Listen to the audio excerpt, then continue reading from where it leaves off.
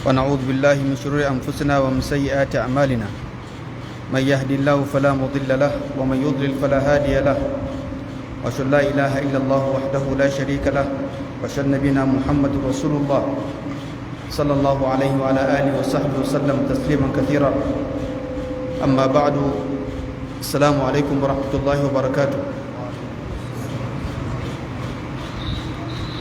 bayan godiya ga Allah tabaraka wa ta'ala wacce ba ta karewa, mai kowa mai komai da ara mana wannan rai da wannan lokaci ya haɗa mu a guri mafi alkhairi mafi albarka shine masallaci don kuma mai at-tadhkir li ba'dina al-ba'd, mai gargadi wa junanmu alal birri wat taqwa.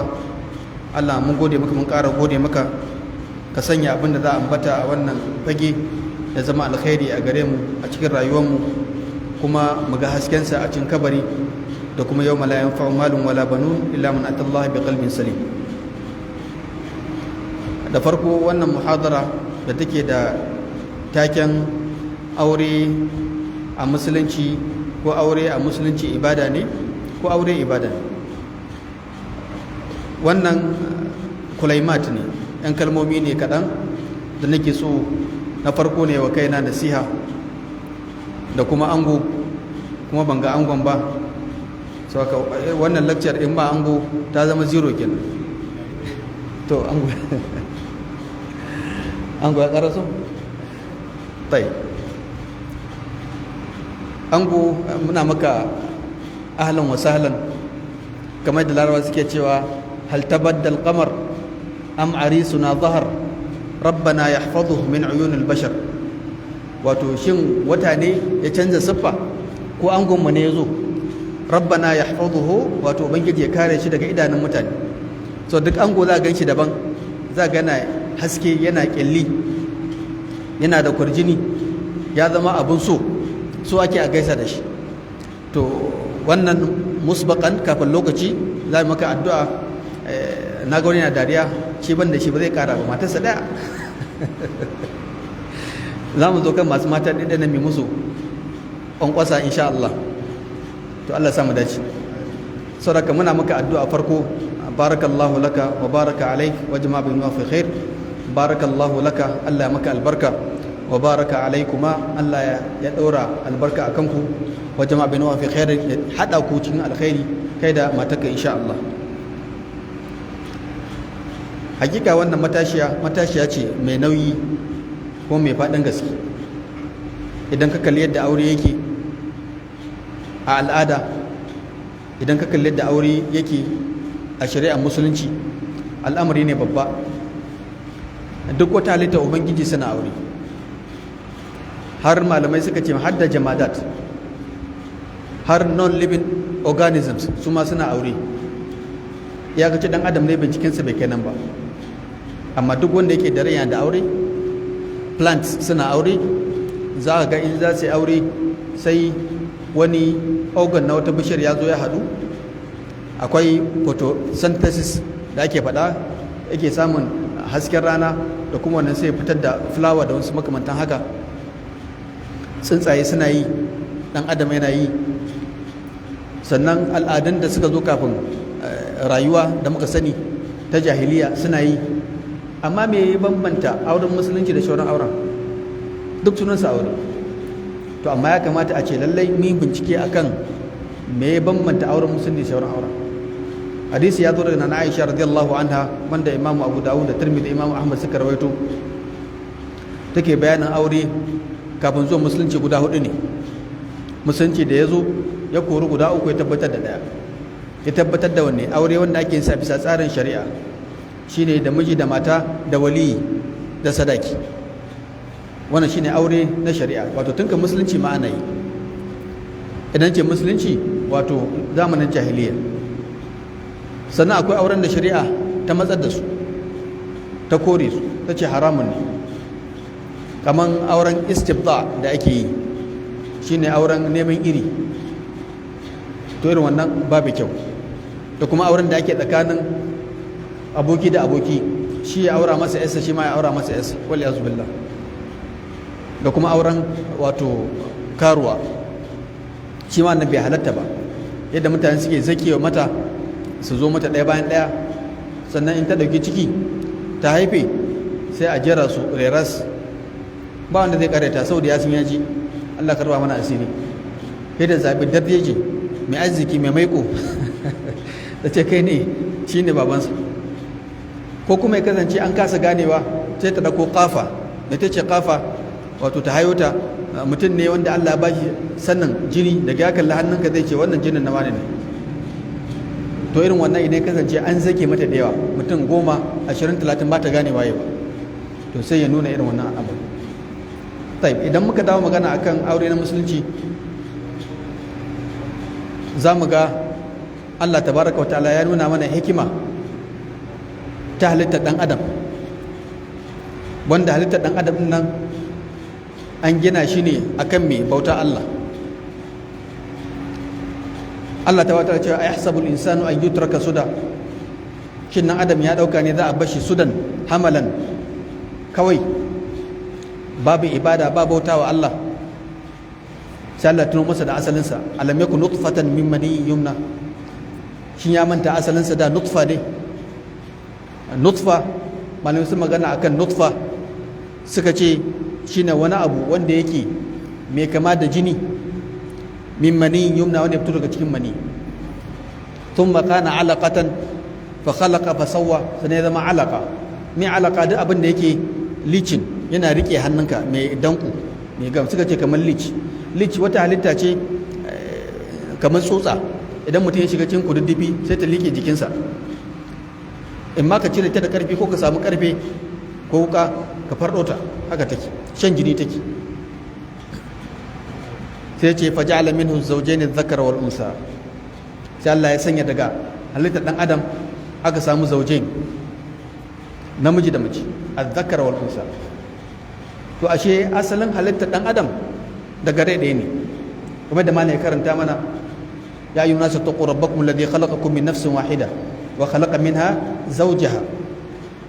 Daga cikin mutanen nan guda biyu, annabi Adam da Hawwa, aka sami mai basa minhuma rijalan kathiran wa nisa.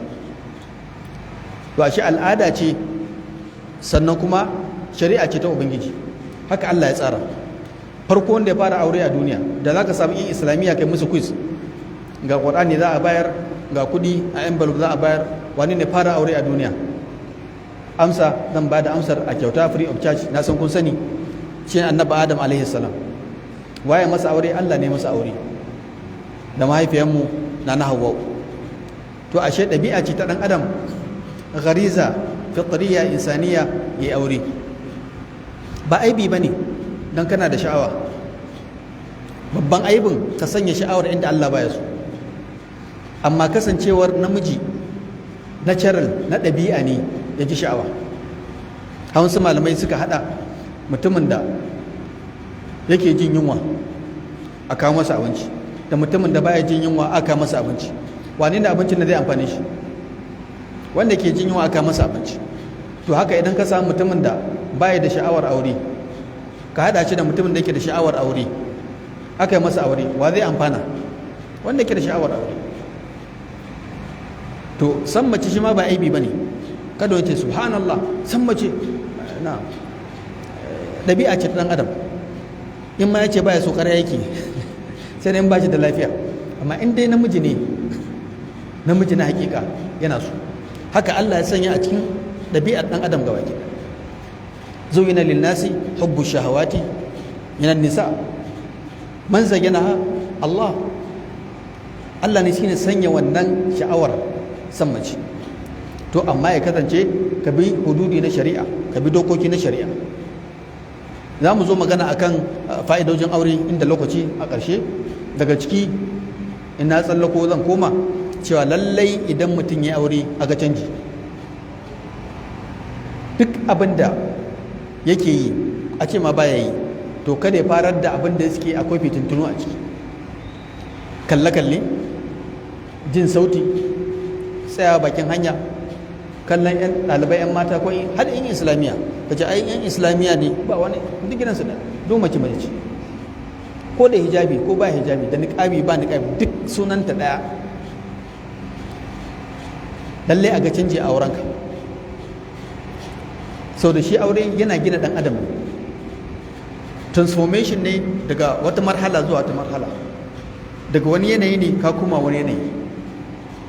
To don muka dawo magana akan aure a bisa ɗabi'a ɗan adam, aure ya dace da ɗabi'a ɗan adam da garizarsa. Me gariza? Abin da ke cikin Allah ya binne a zuciyarka, me kake so. Inda za a sa mutum ya tabattuli, mai tabattuli mutum a je a fiɗe shi, a cire masa mazakuta ko a cire masa 'yan marenansa, an cire masa sha'awa, sunansa ba ɗan adam ba, baya filin. Amma ɗan adam inda yake na hakika shi ɗan adam da Allah ya bashi wannan falalar, sannan ka sanya su a inda Allah yake so. Saboda haka idan muka dawo kan magana aure a shari'a, malamai suka ce azzawaj aqdun muqaddas. Aqdun muqaddas, me aqd? Shine contract, alaka ce da aka yi ta wacce take muqaddas, abin girmamawa, baina zawj wa zawja, tsakanin miji da mata. Yastahillu lahuma istimta' ba'd al-akhar, wanda aka halatta musu samun istimta'i, biyan bukata ko jin daɗi shashi da shashi,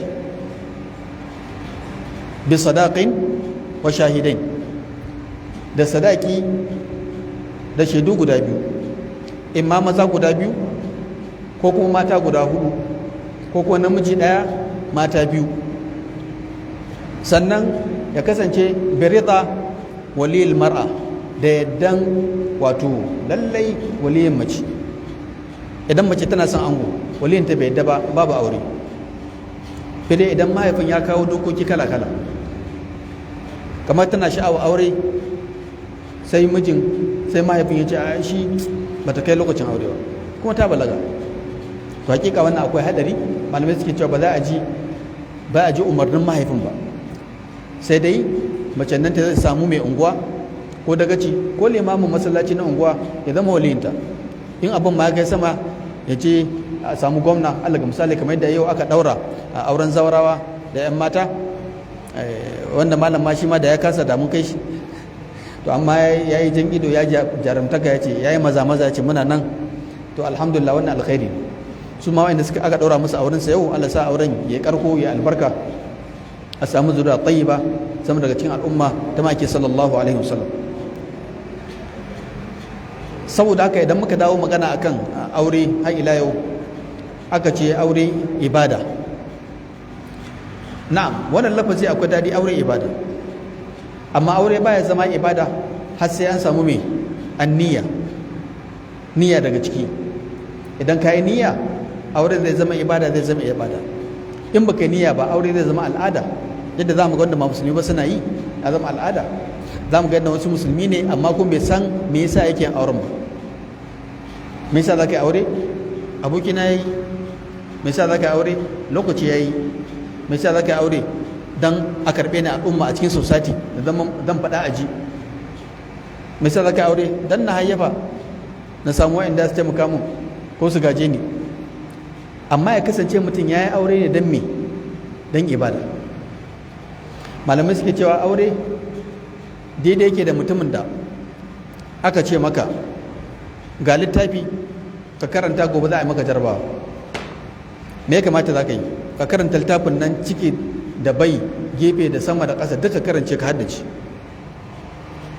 Idan ka zo aka yi maka jarabawa ka faɗi saboda ba karanta sosai ba, to haka aure ke zama wasu. Idan aka tambaye ka daga sama har ƙasa, kamar ne da karanta mana safha kamila, duk inda ka tambaye shi ya sani. To dan kai wa aure wannan karatun, insha Allah wa aurenka zai albarka, babu matsala ciki. To suka ce irin wannan aure da muke a yanzu, ba a bincike, ba a rihasal, ba a karatu game da aure. Mutane sun ɗauki aure al'ada da ɗabi'a, shi sa auren mai ke lalacewa. A zo miji da mata sai dai a zama haƙuri, nan da nan bayan shekara ɗaya shekara biyu aure ya lalace, an sake aure wani, ta fita gidan wani ta koma gidan wani. To da auren ba a bincike a kansa. Malamai suke cewa na ilmin nafs ba a taɓa samun wani zamantakewa ba, building of relationship. Malaman psychology za ka gina wata al'ada, wata alaƙa mai ƙarfi kamar ɗaurin aure. saboda idan ka auri matan nan ka auri danginta, iyayenta sun zama iyayenka, ƙannanta sun zama ƙannanka, yayyanta in sun girme ka yayyanka ne, in sa'o'i ne abokai. Sannan ka auri mai unguwar da ka sami gidanka, ka sami gida ta zama unguwarka, ta zama yan uwanka, za a zauna zaman lafiya, ba a zama annaba da kafiri ba, ana jifan juna ana zagin juna. Rayuwa ce ta daban. Ashe auren ka ba amfanin kanka bane, amfanin al'umma ne, society gaba gida. To ashe ka san wacce za ka aure. To amma mallan angon mu Allah sakanta masa da alkhairi, ya riga gama aiki, ya riga gama aiki. To me za mu ce masa? Sai dai mu ga masa abin da zai kalla nan gaba.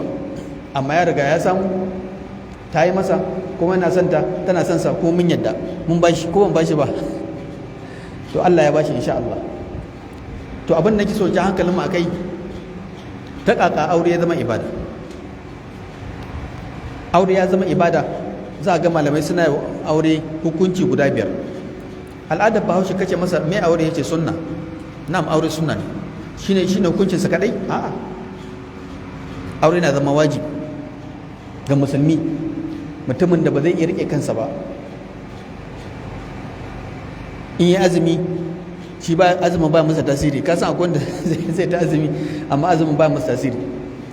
To wannan ce da gangan yake zai fada cikin haram. To wannan lalle ya wajaba ya aure. Akwai wanda aure ke zama haramun gare shi. Ta kaka ba zai sauke nauyin da aka dora masa ba. Babu cin safe, babu na rana, babu na dare, ba tafafi, ba mahalli. Akwai mutumin da aka bar labari, aka daura auren, aka komai, ya dauki mata ya kai ta can wata unguwan nan ta irin ta bayan Kano din nan, sai an tsallake ruwa ake zuwa, sannan gidan babu katanga, kawai daki ne. Haka wannan inni ne uban yar, aure ya lalace, wanda babu protection, babu kariya.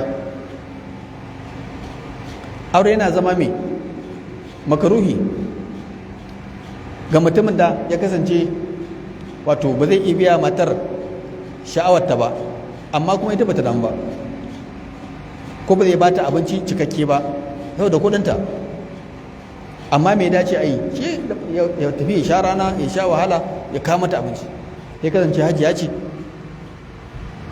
in ma bai ce da ita ba matsala. Wannan aure makaruhi gare shi.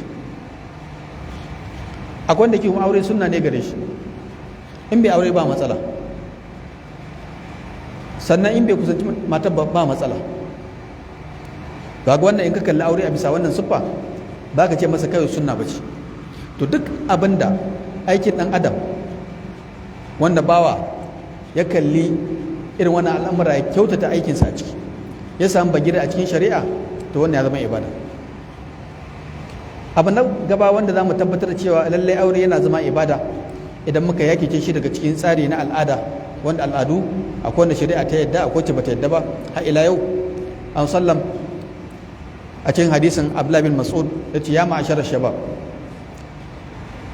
ilan ne nawa, sanarwa ce ta ma'aikin sallam, ya jama'a samari, man istata'a minkum alba'ata falyatazawwaj.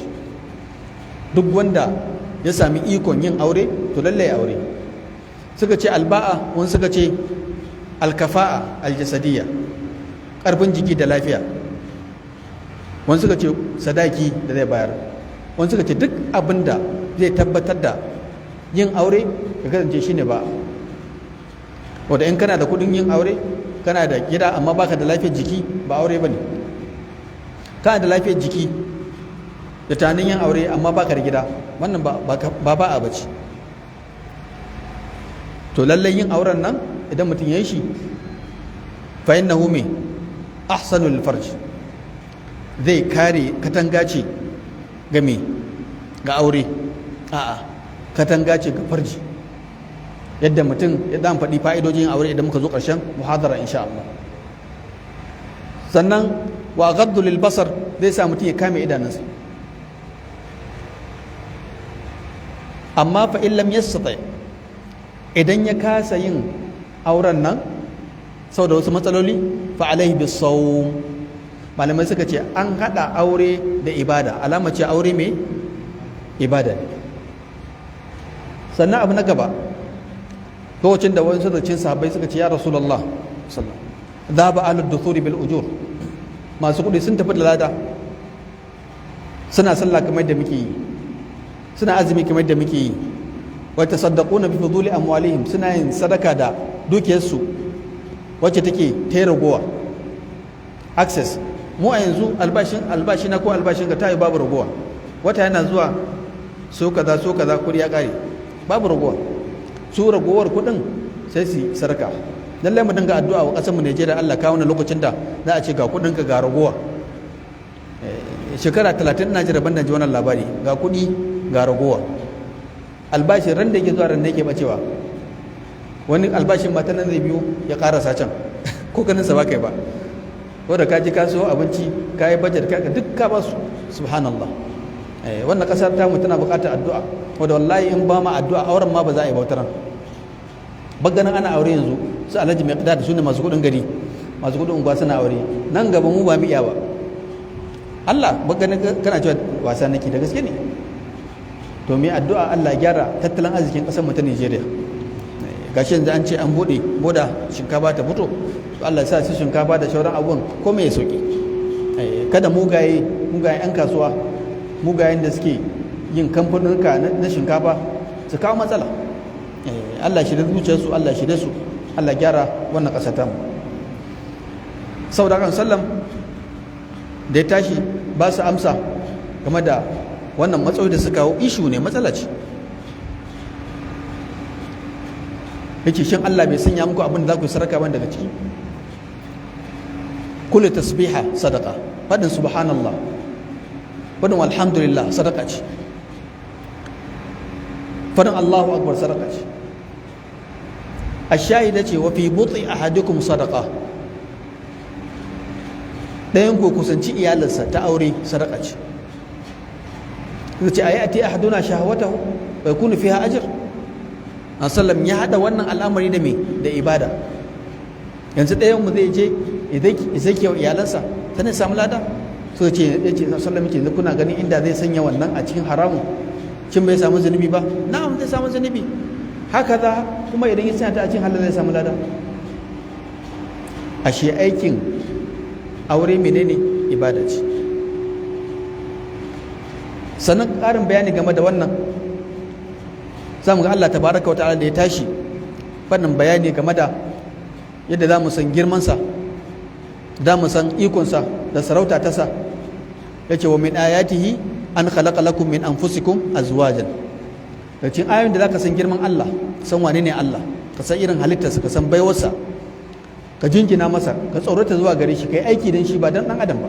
Ɗan adam bai da iko ya baka iska, bai da iko ya baka komai, har ka ji tsoron kuwa sai Allah. Ba ce aka yi mutum ya dinga rena mutane ba, yana wulakanta jama'a, ni ba na jin tsoron kuwa sai Allah, duba ku isa ba, ba haka ake nufi ba.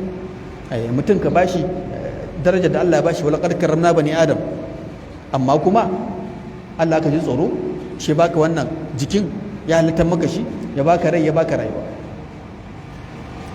Saboda ku tuna wannan ni'ima ta Ubangiji, sannan mu tuna wannan ayoyi nasa. Khalaqa lakum min anfusikum azwaja, ya halittar muku daga kawukanku mace. Nan mace azwajan litaskunu ilaiha, malamai suka ce as-sukuna, me ake yi da sukuna? Malamai sun faɗi abubuwa da dama game da litaskunu ilaiha, dan ku samu sukuna, sukuni zuwa gare ta. Daga ciki suka ce wato almalaz, matsayarta, inda za ka tsira. An koro ka a guje, ina ka je ka fage wajen matarka, haka mata ta zama hajiya. Sannan za ka samu alhudu, hudu'un nafs, kwanciyar hankali, tranquility, peace of mind, ana ka samu wajen matarka. To wani zai ce shi tun da ya aure matarsa bai taba gani peace of mind ba, kai ne baka taba gani ba. Amma wanda ya aure fi sabilillahi ya san akwai samun kwanciyar hankali wajen mata. Wanda kuma yana so ya gwada, to ya aure ya gani. Ya jama'a tuzurai, ya manya-manyan adana shiru, Allah ba ku ikon yin aure ba, sunna maki sallallahu alaihi wasallam.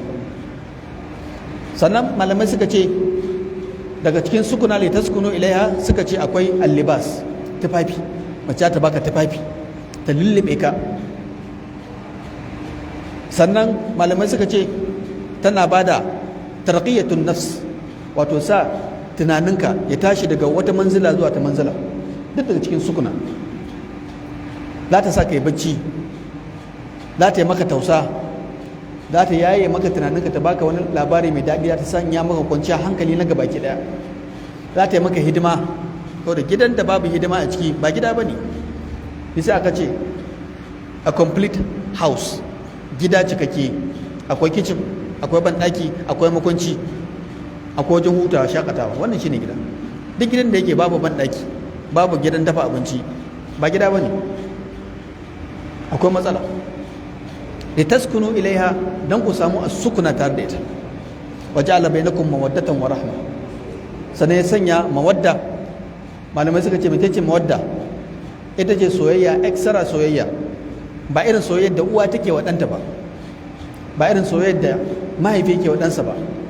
Wannan wata mawadda ce da Allah ya sanya, ba a yin ta a ko'ina sai tsakanin miji da mata.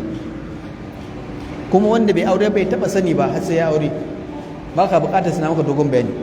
Amma in kana so ka san mece ce hakikanin mawaddan nan, ka bugi kirji, ka ce yau na isa, ka je ka yi aure gobe, Allah baka iko. Idan muka dawo kan bayani game da cewa lallai aure ibada ne, wata rana wasu sahabbai guda uku suka je gidan Maki sallam, lokacin ba a hana shiga gidan Maki sallam. Wasu malamai suka ce lokacin ba a hana ba a sa hijabi ba. Suka samu Maki sallam suka tambaye su ya Maki sallam yake zama da iyalansa. Suka ce sallam ya kasance wata rana kawai kyamun lalle ke, kai ka ce ba zai bacci ba. Wata rana azumi yake, kai ka ce bai sha ruwa ba.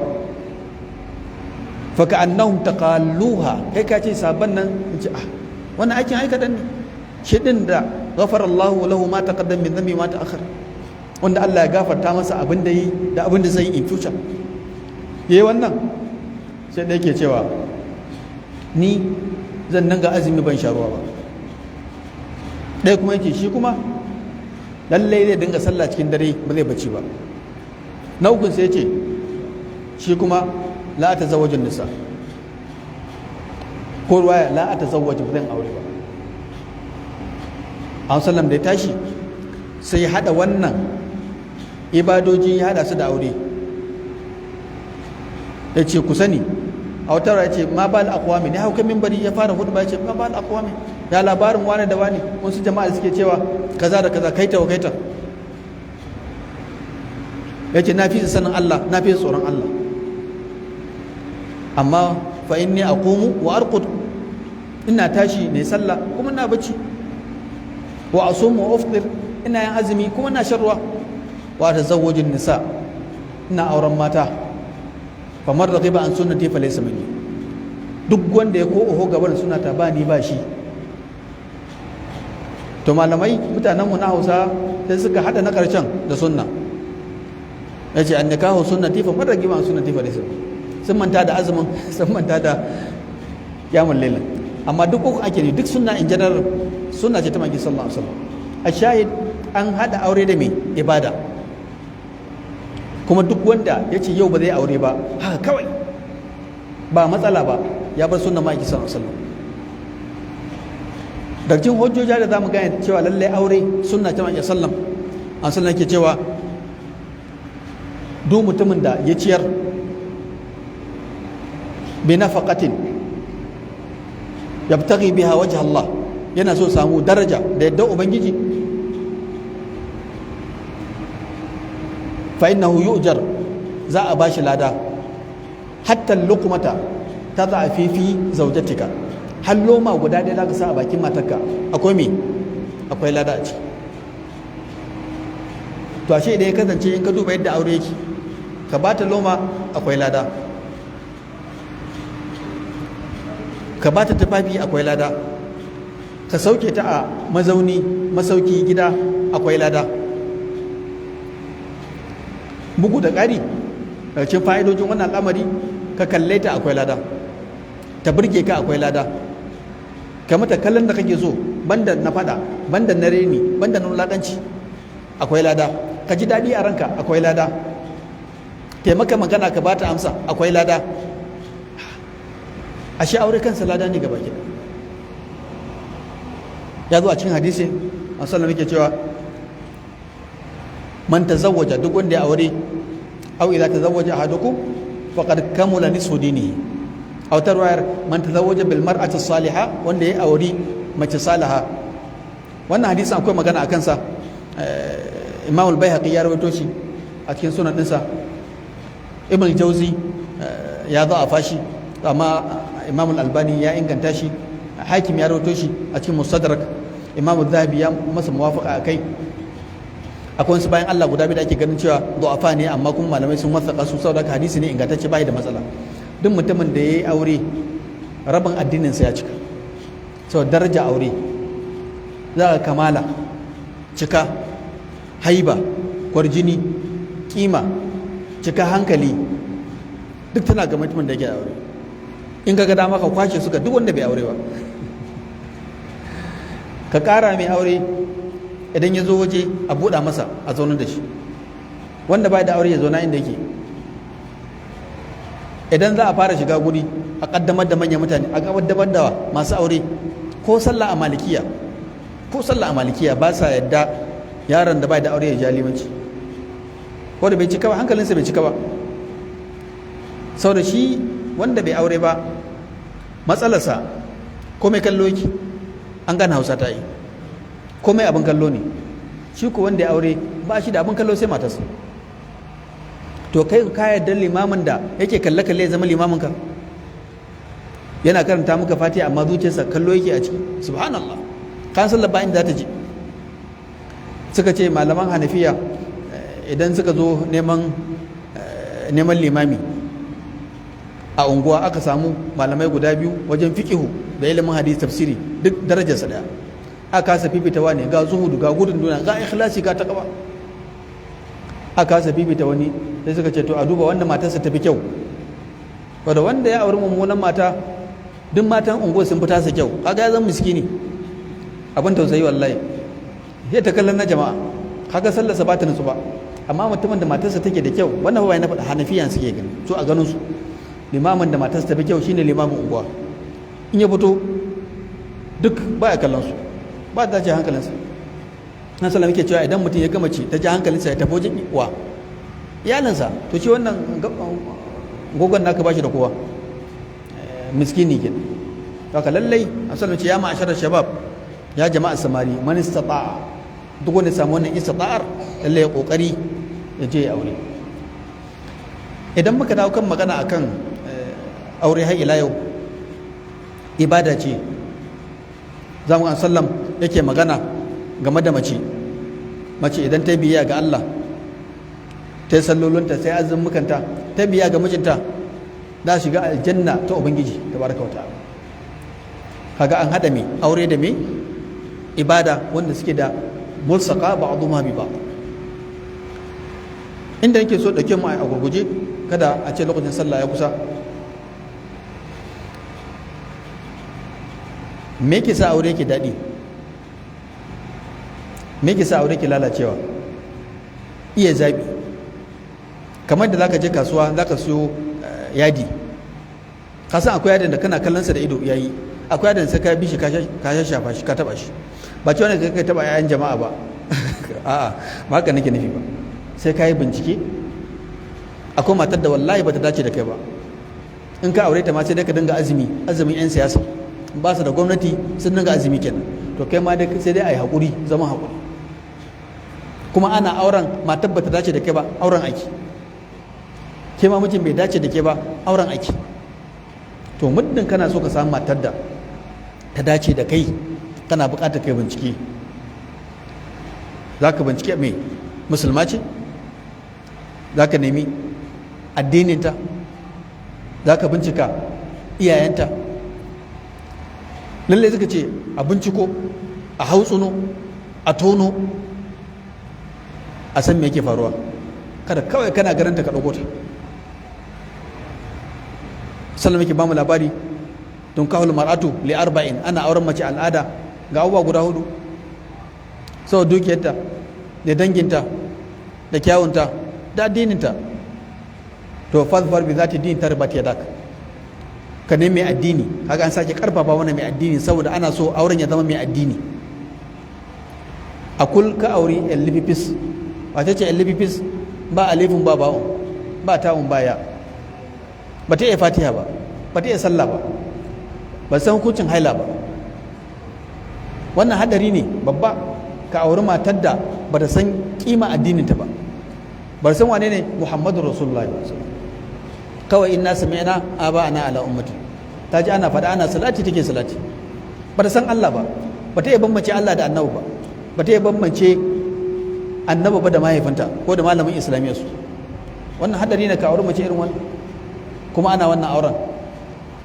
Haka shi ma mijin a san bambancinsa, a san addininsa, a san me ya sani game da addini. Wata mata take gaya min cewa idan ma mutum ya zo neman aurenta, ita sa ya mata alwala, ya mata nafila. In ya iya alwala ya nafila za ta yadda. Nace banda nan ki tambaya aqidarsa, ya aqidarsa take. Idan ya iya alwala ya iya sallah amma ba shi da aqida, yana zuwa wajen boka, kin mutu. Malami gobe da nisa, abu ya lalace. To lallai mutum ya san matar da zai aura za ta kai shi mai kamfani din, za ta yi a kamfani din su zuwa ina aljanna. Ka rike hannunta ko tafi, ko ta ja ka ko tafi. Ba dole bane ka auri matar da ka fi ta ilimi, akwai matar da ta fi ka ilimi. In ta fi ka ilimi da tsoron Allah ta ja ka ku tafi aljanna. In ka fi ta ilimi da tsoron Allah ka ja ta ku tafi aljanna. Wallazina amanu wattaba'atuhum dhurriyyatuhum biimanin alhaqna bihim dhurriyyatahum. Abin da ake so kenan. Kada kyale-kyale ya jaka, kada kwalliya ta jaka, kada zahiri ya jaka, amma ayyukanta na alkhairi da kyakkyawan zato su jaka. Sallata, yawan azumi, ladabi. Ba kuma in nace ladabi ba, yarinyar nan in ta fito duk mazajen unguwa sai ta gaishe su, duk namiji ta gaishe shi. A wannan ba ladabi bane. Kuma idanka, matar da idanta a cikin idanka, wannan ba mata aure ba ce.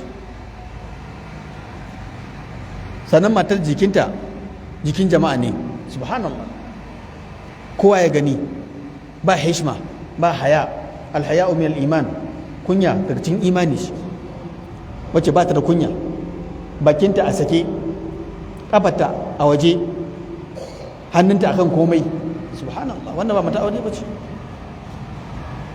To ashe muna buƙatar wannan zamani idan muna so mu gyara ƙasarmu, mu samu 'ya'ya masu tarbiyya, 'ya'ya masu kishin ƙasa, masu kishin addini, masu kishin Allah da manzansa. Lallai muna buƙatar kan ne aure na san wa zan aura, kuma a wani gida zan ɗauko ta. To ce kada ka ɗauko ta a cikin gidan matar da zaka je babarta tana ƙwalla ihu. Na sallam ya bamu matakai ce ta zawwaju alwaduda alwaluda, ka auri mace alwaduda, mace mai biyayya, mai tsananin biyayya da soyayya ga mijinta. Ta ce alwadud min alwud, alwaluda mai haihuwa. Ta yaya za ka gane haihuwarta? Babata ma ta hayyafa. Ya za ka gane cewa waduda ce mai yawan hidima, mai yawan soyayya ga mijinta, mai biyayya?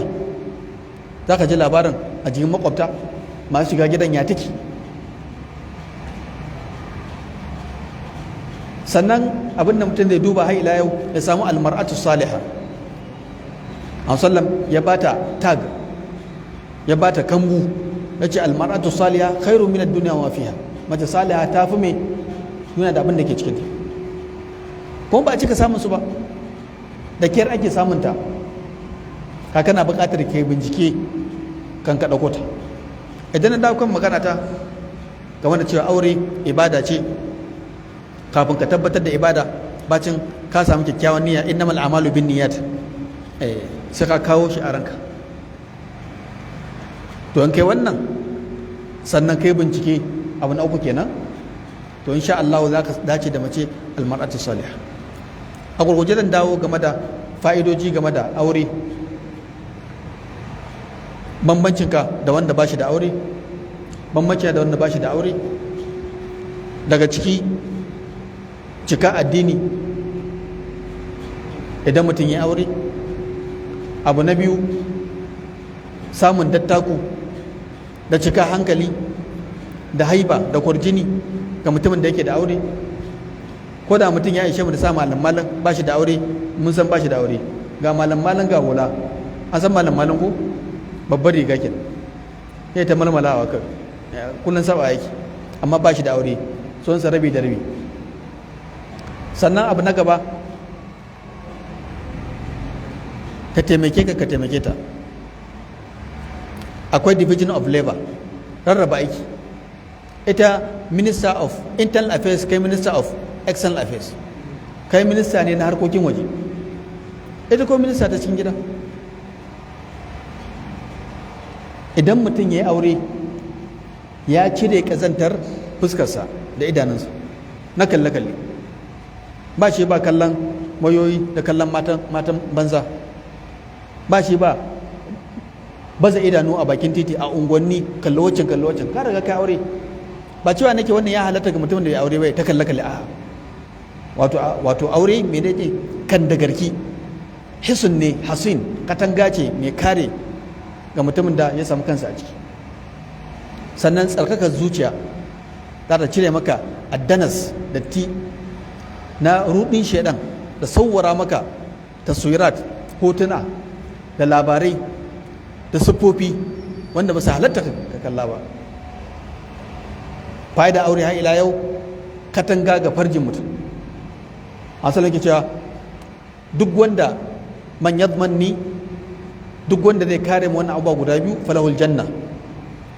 Harshenka kai hankali da harshenka sai kai ka wuta, harshenka zai kai ka aljanna, to ka faɗi alkhairi a ciki. Gulma, zambo, aibantawa, bakinka sai ya kai mutum wuta. 70 kharifa, shekara 70 mutum zai a cikin wuta. Sallam ya ga Mu'adh, kuffa alaika hada. Sannan farjin mutum zai kai shi wuta. Shi yasa ake so mutum in ya kalli abin da yake na haram ne ya kaura idansa. To muddin tamada fi zalika, ya dinga wannan kalle-kallen, to shi kuma farji yusaddiquhu aw yukadzib wal iyaz billah. Daga cikin fa'ida aure har ila yau mutum ya samu zuriya tayyiba. Ashe matarka counterpart ɗinka ce, abokiyar tafiya ce, za ku tafi tare. Suke cewa almar'atu aw an-nisa'u shaqa'iqur rijal, wato ka ce kamar namiji aka raba shi shiq, aka raba gida biyu, nan namiji nan mace, za ku tafi tare, za ku gina wai al'umma saliha mai future mai mustaqbal ta da matarka. kai kare ba ka iya gina ba. sallam dai albishir da kura na gobe kiyama, fanni mukathirun bikum al-umma yawm al-qiyama, zai alfahari da yawan ku ranar gobe kiyama. me bambancin aure na shari'a na ibada da kuma auren al'ada? Auren al'ada na ga ana yi, ni ma zan yi, aboki na yi, ni ma na yi. Amma aure na shari'a wanda yake ibada ne, yana da ahdaf, yana da manufofi, yana da objectives. Ba kawai za ka yi aure ba ne haka, akwai dalili. To amma idan mutum ce zai aure haka kawai, to sai ga yana samun abin da yake so, auren nan ya ƙare. Yasa mutum zai aure sai je gwamnati ma da ma ban auren nan ba, na kashe kuɗi, na yi akwatu 3, sadaki 50,000, sannan na gina gida 500,000, duk kuɗin ya tafi. Da ban yi auren ba, na haɗa kuɗi jari na tafi Dubai ko ya tafi Saudiya ko ya tafi China, shi musu alheri. Me yake jawo nadama? Kuma wallahi ban ka fara ba, da dama suna aure, ran tarewa suna nadama aurensu. Ita ne dama mai sa ta aure shi, shi ma ya dama mai sa ya aure ta.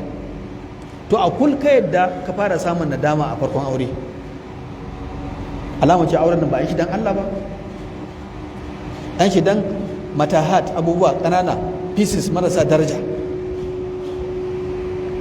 Daga cikin fa'ida aure har ila yau wanda malamai suka faɗa, abokiyar kashe ta shiga aljanna. Sannan matarka ƙaukace min babin nasa'ih wa ta'lim, za ta yi maka nasiha billati hiya ahsan. Ba wai dan ka auri matar tafi ka ilimi ba ta zama da kai ta ɗora hannunka aka kaya mai gida kai katon jahili ne wallahi mai gidan ka taimaka wannan daga darajarka da kwarjinka na'am kin fi ni ilimi ni jahili ne kin fi ni ilimi amma ki ban daraja ta me miji wadda ran da aka zo barayi sun zo alkiyaye ran da aka zo tashin hankali wajen wake dawo waje na ki kuma bayana to a rike wannan daraja wa zai fita waje samu abinci ni har aka yi malamai suke rubutu akan cewa waye ya fi dacewa ya zama mai ilimi namiji ko mace wasu malamai suka ce mace ya fi dacewa ta zama mai ilimi ko da mijin holoko ne jahili ne ko za ta iya koya masa da wayo za ta yi ayansa tarbiyya ta dora ta saita ayansa a bisa hanya mai kyau wasu malamai suka ce a namijin ko da aka ce idan wanda ya zo neman auren eku ko kai dada me aka ce addininsa to ai mai addini bai zama jahili fitik ba irin addinin ka irin ilimin ka wanda ko ba shi da ilimin addini ba da addini ba da ilimi hauragiya za to lallai idan aka samu miji mai addini zai sanya matarsa ta yi karatu to amma a yanzu abin da Allah ya balance mu da su shine akwai malamai gaggagan malamai na sunnar da wanda ba na sunnar ba amma matekunsu da 'ya'yansu manya-manyan jahilai ne nan ba daya wallahi abin takaici akwai matan malam mai zuwa mai disko matan malam mai dina akwai su in taimaka hamma ba da ce a'udhu billahi ba in taimaka da shawa sai ce sami Allahu liman hamida ko matan malam ce malam bai da lokacin bata ilimin addini kullum yana waje yana masallaci yana ba mutanen su wannan hadari ne to in dai zaka zama kana da ilimi lalle ka ba matarka ka raba ilimin ka waje ɗaya rabin kuma yana gidanka nasihar da nake so in bayar na ga lokaci ya fata na ga an fara hamma wannan nasihar ga masu aure shi da shi bawan Allah dan uwanmu da ya shiga wannan gida shara minti 4 to zan ba da nasiha mai kwari farko kaina abu na farko mutum ya ji tsoron Allah a auren ka ko baiwa Allah da gidan iyayenta masoyanta suna santa za su zubar da jininsa da ransa don ita mahaifi da mahaifiya sun gummace su mutu don 'ya'yansu rayu kaje ka ɗauko musu ita ka zance da ka ɗauko dala da gwarni ka ɗauko babban nauyi babba amana akul ka ci hakinta wuta ce akul ka tauzarta ta wuta ce akul ka wulakanta ta ko da za ka yi aure akul ka yaudare ta ai wallahi ban taba ganin mace kyakkyawa irin ki ba ai saboda kinki ba zan taba mai kishiya ba habawa ne wallahi babu kishiya habawa ne ana zama sati wata biyu wata uku sai hango kawata wannan ka ci amana gashi ba haram bane dai amma wallahi ka ci amana kuma kai ƙarya to ka ji tsoron Allah ittaqillah fil mar'a fi zawjatika mataka an san ce rifqan bil qawarir a tabi sannu da mata a tabi sannu yace istausu bin nisa'i khairan lalle ku dinga wasici ga mata wasici na alkhairi ga matan asali kice mace an halicce ta me min ad-dir'il a'waj da kashin da yake karkatacce idan ka tashi zaka miƙar da shi ya kare in ka bace ta ba a karkace kaga sai kai me sannu da hikima zaka gyara ta nasiha ta biyu kai kokari ka seta ta kai programming ɗinta ka ɗora ta akan tsarinka duk nan mutum yana da tsari tur da namijin da bai da tsari gidanka ka sa akwai na kyauta ba a shiga sai da izini ka gidanka a bankaɗe ko a shiga duk samarin unguwa su shiga su gama taka shashanci akwai gidan da ake aure amma ta tare duk zandama samarin unguwa su je suna kallon matarka wannan babu sai babu sai wannan ba aure muke na ka aura musu sannan abu na uku wanda ya kamata ka kula babu ƙarya babu roman baka ka ba ta abin da za ka iya ka ce ne ta abin da za ka iya duk da cewa Hausa suna cewa mace ba a faɗa mata ƙarya, ba a faɗa mata gaskiya kai, hakika sai ka ɗan yi mata haka haka, sai da hankalinta haka haka yake. To amma ni ka ba a hankali, in dai ka rike gaskiya, mai gaskiya ba ya tozar. Ba magana cewa kwantena ta zo daga China, yi haƙuri zan so miki daham, zan kai ki Dubai, duk bai taso ba. Ta san hakika za a je ko ba za a je ba. Abu na hudu, ka kula da ƙawayenta, ba cewa ke ka raba ta da ƙawaye ba, amma ka sani akwai ƙawar da ba taɓa santa ba sai da aka yi auren za ta santa, ta zo ta ɓata maka aure, ta ɓata maka mata. Musamman a yanzu ƙawaye, akwai ƙawayen da suke neman mata, waɗiya zubillah, mace tana neman mace, wannan bala'i ne mafi haɗari. Kullum ƙawa tana zuwa wajen mata, ka tafi aiki tana nan, ka dawo tana nan, suna sirri a daki. Me ake faɗa ne? Harkar mace ta mata, wai kai ba ruwanka. Akwai haɗari irin wannan. Sannan ka dinga seta ta, ka ɗora mata in 'ya'yanmu suka zo ga abin da za su zama, ga yadda ke so 'ya'yana su zama. Tarbiyya, 'ya'yana ba sa zagi, kada su yi zagi, ba sa umbola, ba sa cin mutunci, ba sa gulma, ba sa haɗa rikici, su zama masu haƙuri, ba masu faɗa da 'ya'yan jama'a ba, 'ya'yan makwabta, ba sa sata, ba sa mugunta. Duk a nuna mata al'adu masu kyau tun kafin 'ya'yansu. Daga cikin sunna, idan Allah ya sa mutum aka ɗaura masa aure da matarsa, aka kawo ta gidansa, wannan sunna ce mai kyau. In da dama ka zo da nono, yogurt kenan, kai bismillah ka sha, ita ma ka ba ta sha. Al'adar Bahaushe ana so kaza, ana so dan shila, ana so rabin rago, kowa rabin rago ake so. To wani abu dai mai daɗi da ci daga bambanci, ba ci aka sai mata setin gwangwanin pik madara ba ko nido ko bombita, wannan ba sharɗi ba ne. Da kuma kiran ɗan kwai guda 20, ran da sun kare ƙarya ce ba da za yi, da buhun dankali a yanka ba, duk bai taso. Kai abin da za ka iya. Sannan ka sa ta yi alwala, kai nafila raka'a 2 sunna ce. Kai ne leman, ita ko mamu. Ina kai ne leman, ita mamu, kai nafila. Sannan idan aka zo za a kusance ta, lallai ka kama goshinta, sunna ce. A sallam ya kasance yana ga sabbansa, idan kai ka samu dabba ko kai aure ka kama goshin, in dabba ce ka kama bayanta, ko mota kai babur, ba kawai haka ake sayan abu ka hau ba, a sai kai addu'a, ka ce Allahumma inni as'aluka khairaha wa khaira ma fiha wa khaira ma jabaltaha alai.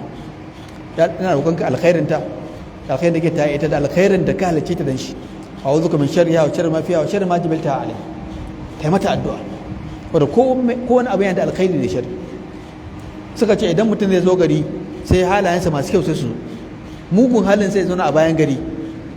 In garin ku daya sai zauna a kofar gida, sai dinga shigo a hankali ɗaya bayan ɗaya, jakankuna bayan jaka. Ran da halayen muga suka zo sai ga ta ce mara ta yi haka, ta yi maka haka, dan kaza kaza kaza, hali ya cika. To me kamata ka yi? Wannan mugayen halayen ka dinga dabara kana korarsu, yasa lokacin da ake magana akan shin ya halatta ka dinga zuwa zance, a shari'ance bai dace ba, amma don ka saita ta, ka nuna mata irin zaman da za a yi. Ba laifi ka dinga aika mata text, babu laifi in ka zo hirar ga yayanta ga kananta kuna hira, wannan sunna ce, shari'a ta yarda da wannan. Ko mahaifinta na kusa, ka gaya mata irin abin da kake so auren ku ya kasance, babu ƙarya, ba munafunci, ba yaudara. Shi kanta baban zai ji daɗi, ga wannan madalla da irin wannan sarki. To nan sai ka saita ta, ka nuna mata abin da kake so kasance. Idan aka zo kuma za a gana da juna, za ka yi addu'a, ce Allahumma jannibna shaytana wa jannibna shaytana ma razaqtana. Allahumma jannibna shaytana, ya Allah ka kawar mana da shaytan, mu bin ka kawar mana da shaytan ga abin da zaka azata mana shi. Ita ce addu'a da ake so mutum yayi kafin ya kusanci matarsa. Sannan abu na gaba ko kafin wannan, qaddimu li anfusikum ai taqdim ai gabatarwa, kada mutum yayi kaman dabba. Kisa auren wasu mutanen dabbanci ne, auren karnuka, auren jaki, to lalle na musulunci zama daban yake. Akwai muqaddimat wannan shari'a suka halatta, akwai wanda abin da shari'a bata halatta ba, irin mutum ya dinga shan mani. Masu malamai sai magana akai, duk da cewa shin mani najasa ne ko ba najasa ba, kauli mafi inganci mani ba najasa bane. To amma shin shari'a ta bada dama? Wannan sirri ne. Duk abin da kaga shari'a ta lullube shi, ustur ma satarallah, ba ruwanka da shiga wannan harka. Duk abin da yake kuma harka tsakanin miji da mata, arna ne suka kawo shi, kafirai ne suka kawo, to ba kai ba su. Ko da malamai sun ce ya halatta din, amma a wajen ya shahara wajen arna, to abin musu kansu. Sannan abu na gaba, nasiha har ila yau gare ni, ga yan uwa da mai aure da mara aure, ya san cewa wannan mata amana ce, Allah zai tambaye shi game da ita, abincinta, lafiyarta, iliminta, zamantakewarta, abin da za ta haifar nan gaba. Sannan ya ɗauka wannan aure ha ina ha aljanna. Kada ce in ta tsufa zai sake ta aure wani. Akwai mutumin da ke da wannan ra'ayin, in ya aure mace in ta tsufa ya tafi da ita ya ƙaro wata. To mutum ya ji tsoron Allah ya bisa wannan. Sannan abu na gaba wanda zan rufe da shi, da a ce muna kyautata gidajen aurenmu tun daga nema, ba ita kadai nake targeting ba matan nake targeting, ina targeting ƴaƴana da za su, ƴaƴanmu ni da ita, to wallahi da ai maganin fitintunu kala kala. Da saki ya rabu, za a yi saki ba laifi ba ne, ba taimaka ba kai mata ba, a rabu ba matsala. Malam Abdulkarim ya aure ba wani abu ne misali, amma a gyara me za ku haifar, me za ku samu gobe. Yadda na faɗa, kada zaƙin bakinta ya ji hankalinka, kada kaifin idanta ya ji hankalinka, kada ƙyalƙyalin da ta sa a jiki da wannan simintin da ake shafawa da wata maskara da menene da duk ya ji hankalinka, duk wannan shirme. Amma tarbiyyar gidansu ya haɗa rawa, babanta da babata su ne asalin tarbiyya. To lallai kai tafiya ta kanar sa Kano, tudrabu ilaiha akbadul ibil, yadda larabar suke faɗa, wato ana samun tafiyar raƙuma don neman tafiyar raƙuma. Tafiya ce mai nisa, za ka sanya raƙuma 10, 20 ka tafi, kawo na farko in ya mutu kawo na biyu, kana kan nabin ya mutu kawo na uku. To lallai matar da za ka aura kai mata wannan tafiyar, kai mata wannan binciken. Ba magana cewa love by the first sight. Me first sight kana kallon ta yi maka, wannan ba shine aure ba, wannan makamacin shedan ne. To lallai mutum ya kula da hakkin wannan baiwa Allah, in ji tsoron Allah a kanta, sannan ya dinga addu'a.